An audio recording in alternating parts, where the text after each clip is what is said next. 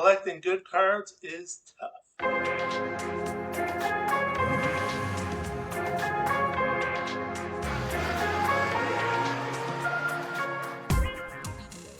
Happy hobby. I'm David Gotts, and once again, if you're a sports card collector and you're working with a limited budget, make sure you hit subscribe. Today, that's kind of what we're talking about, is how difficult it is to be in this hobby when you don't have a large budget. Now, what I'm going to talk about is how difficult it is to get a PSA 10 or an SGC 10 of a great card, a great rookie card. How difficult is that? We see them on eBay all the time. It's got to be pretty easy. There's a billion of them out there on eBay all the time, but they're pretty expensive. But there's so many of them. So why is it so easy for them and not so easy for us? So I want to go through all the steps that have to happen in order for you to get a PSA or an SGC 10 of a great rookie card. Okay, so first, you have to find the box of cards that you want at Target or Walmart. Like, you have to locate those cards. Second, you have to pull a rookie card from that box. And that brings me to the third thing. It has to be a rookie card of a player that's interesting, a player that's good, a rookie card of a player you want. And then four, you really do hope it's a low numbered parallel or a parallel of any kind or an autograph card. You really hope something like that.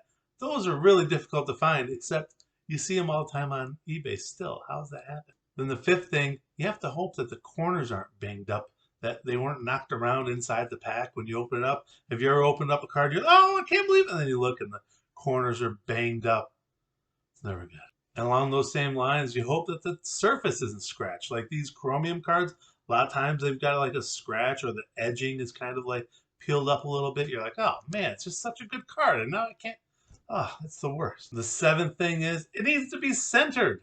How many times have you gotten a great card and you're like, I can't wait to get this great, and then you realize, oh, it's like a 90-10 off-centered card. That's awesome. That's going to look good if I stand like right here. That's going to look really nice. And the eighth thing is you've got to get it into a penny sleeve without damaging it.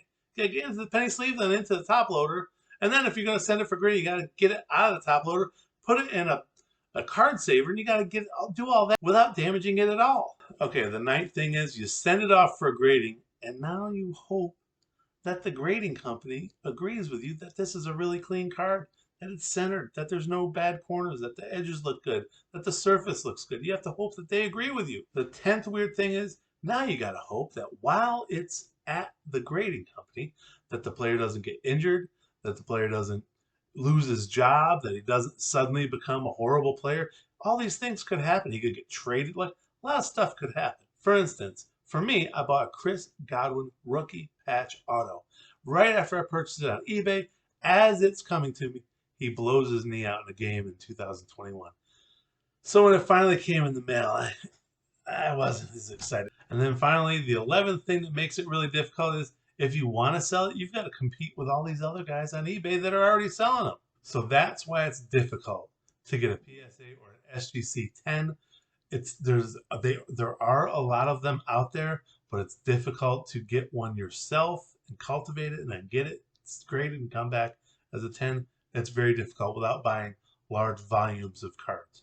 So for myself, I don't mind buying PSA 9s or SGC 9s. Much better price, obviously. And it's really like just a minute difference between a 9 and a 10.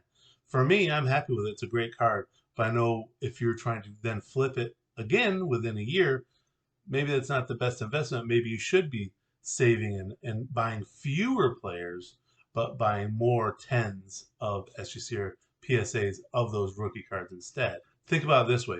You're paying someone else to get everything right on that list. You're paying them to do it, and then you reap the benefits. Plus, getting a 10 means no other cards are better than that card. Your card is the best that that card can get, outside of like a gold label or something like that. But your card is considered in the best shape that someone could get it. So take all that for what it's worth.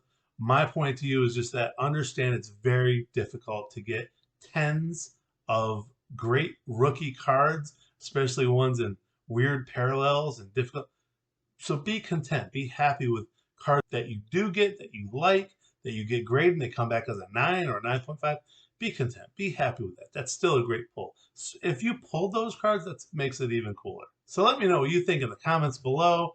Do you agree with me? Do you disagree? Do you think, no, you should only go PSA or SGC 10s all the way? Or are you like me where, you know what, I'll take a lesser grade, a 9, maybe not an 8, because an 8 is basically like the price of a raw card, if you think about it that way. So maybe a 9, and you could be happy with that. So let me know in the comments below, whatever you do, if you get 10, 9s, whatever, make sure you have a happy hobby.